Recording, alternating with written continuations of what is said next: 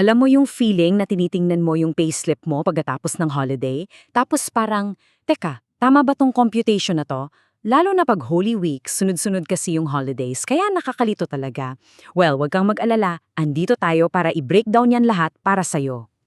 Okay, so ito yung mga pag-uusapan natin para once and for all, malinaw na sa atin tong holiday pay. Titingnan natin yung basics, yung calendar para sa Holy Week 2026, paano yung bayad sa regular at special holidays, at syempre, paano kung may overtime or rest day pa. At yung pinaka-importante, yung rule tungkol sa absence. Ready? Alright, game! Let's start with the very basics. Ang pinakaunang kailangan mong tandaan, hindi lahat ng holiday pare-pareho ang bayad. May dalawang klase yan, at yan yung kailangan nating intindihin para tama ang sahod natin. Eto na, dito lahat nagsisimula. Ang regular holiday, yan yung kahit mag-break ka sa bahay, may sahod ka. Pero pag special non-working day, medyo iba ang usapan. No work, no pay kasi ang rule. Ang laki ng difference, di ba? So super important na tandaan nyo to kasi dito nakasalalay lahat ng computation natin. So ngayon, gamitin natin yung kaalaman na yan sa Holy Week ng 2026. Alamin natin kung anong mga petsa yung kailangan mong bilugan sa kalendaryo mo. Ayan, so para sa 2026, take note, April 2, Monday, Thursday, at April 3, Good Friday, parehong regular holidays yan. Ibig sabihin, bayad ka kahit di ka pumasok.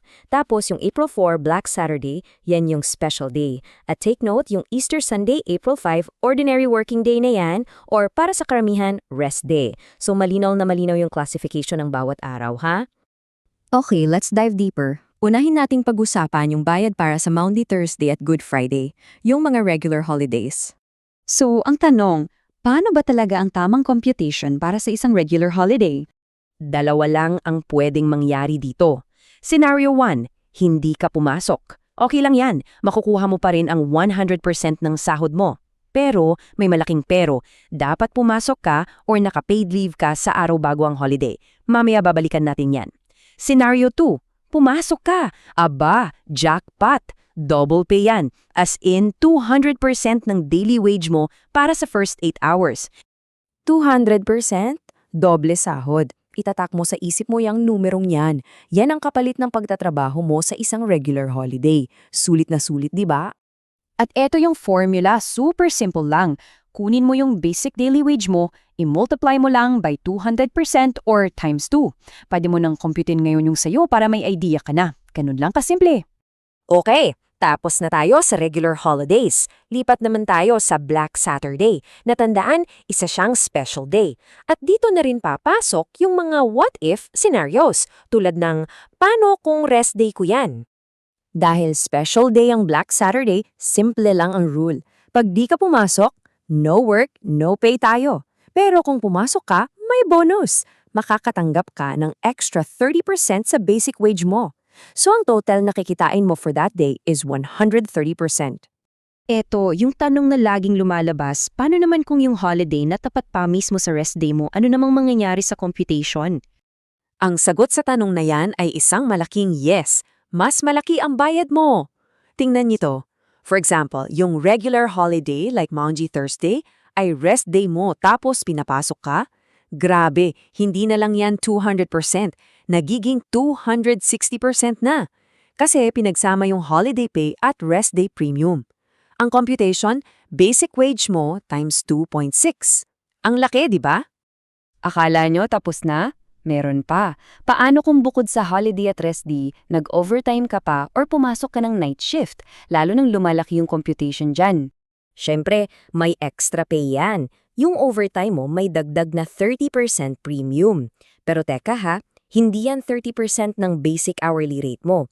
Kukunin yan mula sa holiday hourly rate mo for that day. Same with night shift. Yung trabaho between 10 p.m. and 6 a.m. may dagdag na 10%.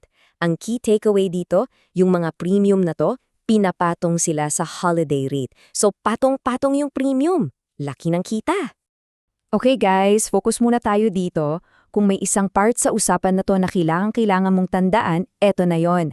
Ito kasi yung rule na pwedeng maging dahilan kung bakit hindi mo makuha yung holiday pay mo. So please, makinig maigi. Ito yung preceding day rule. Ang ibig sabihin lang yan, para maging eligible ka sa holiday pay ng isang regular holiday, yung kahit di ka pumasok, bayad ka, kailangan sa araw bago yung holiday, pumasok ka dapat. O kaya naman naka-paid leave ka.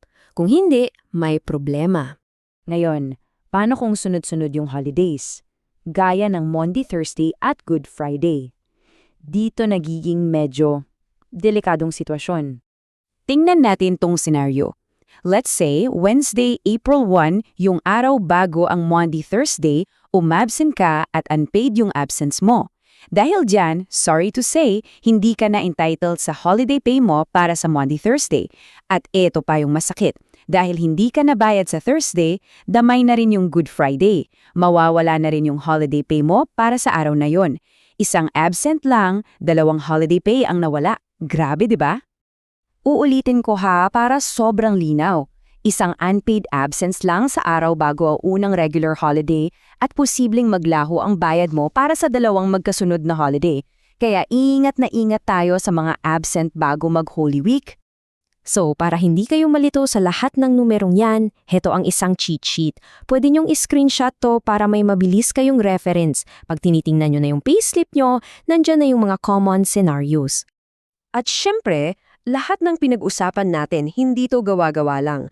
Lahat yan ay base sa mga patakaran, particular na sa handbook ng DOLE. Ito mismo ang sinasabi nila tungkol sa holiday pay.